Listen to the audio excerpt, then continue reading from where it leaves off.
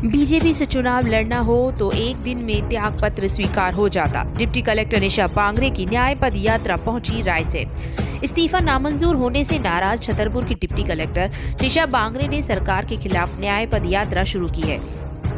यह यात्रा बैतूल के आमला से शुरू हुई।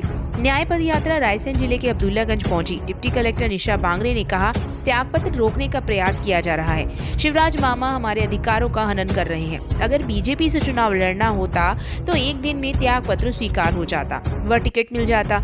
आपने अधिकारों की सुरक्षा का हवाला देकर इस्तीफा के देकर चर्चा में निशा बांगरे आगामी विधानसभा चुनाव लड़ना चाहती हैं। इसीलिए वह डिप्टी कलेक्टर के पद से मुक्त होना चाहती हैं।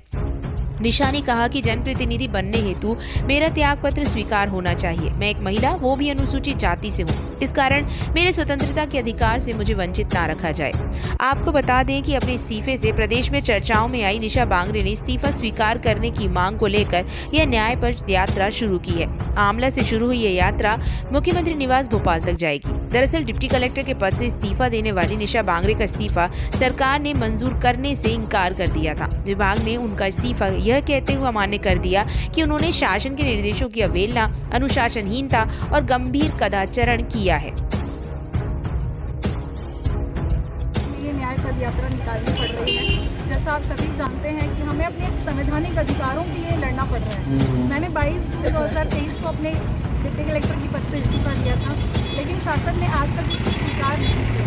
पहले तो मुझे अपने सर्वधर्म के कार्यक्रम में जाने से रोका, जो मेरे स्वयं शिविर का उद्घाटन था, उसका उन्होंने लिखित में दिया कि आपको किसी भी स्वरूप में उसमें जाने की अनुमति नहीं दी जाती है। तो ये जो भारत का संविधान है, ये सभी को धार्मिक स्वतंत्रता का अधिकार देता है, लेकिन उससे मुझे वंचित रखा गया। तो उससे आहत होकर मैंने अपना त्यागपत्र दिया।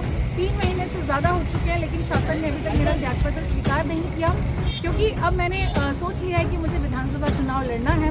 तो अगर मुझे बीजेपी से लड़ना होता तो एक दिन में इस्तीफा भी हो जाता। और जैसा आप देख सकते हैं कि 39 उम्मीदवारों की जो पहली सूची आई थी, उसमें जबलपुर मेडिकल कॉलेज के एक डॉक्टर, जो कि अति आवश्यक सेवा होती है, उनको एक दिन में इस्तीफा देकर के उसी दिन टिकट मिलती है, उसी दिन बीजेपी ज्वाइन करवा दी जाती है। तो अगर मैं 3.5 महीने होने जा रहे हैं, मैं लड़ाई लड़ रही हूँ कि मुझे अब जो है विधानसभा का चुनाव लेना है, तो मुझे रोका जा रहा है। तो एक तरफ महिलाओं को आरक्षण देने की बात कर रहे हैं राजनीति में, दूसरी तरफ एक अनुसूचित जाति की पढ़ी लिखी महिला अगर राजनीति में आना चाहती है तो उसे रोका जा रहा है। तो ये जो राजनीतिक मंशा इस मध्य प्रदेश शासन के प्यारे शिवराज मामा, जो अपने आप को तथाकथित मामा कहते हैं, वो एक अपने अनुसूचित जाति की भांजी को इस तरीके से प्रताड़ित कर रहे हैं। उन्हें अभी तक समझ में नहीं आ रहा है, वो गहरी निद्रा में सोए हुए हैं। उनको जगाने के लिए हमें आमला से जो है भोपाल चल के जाना पड़ रहा है। कि आप देखिए कि किस तरीके से आपके जिम्मेदार अधिकारी जो है महिलाओं को प्रताड़ित कर रहे हैं मध्य प्रदेश शासन के अंदर।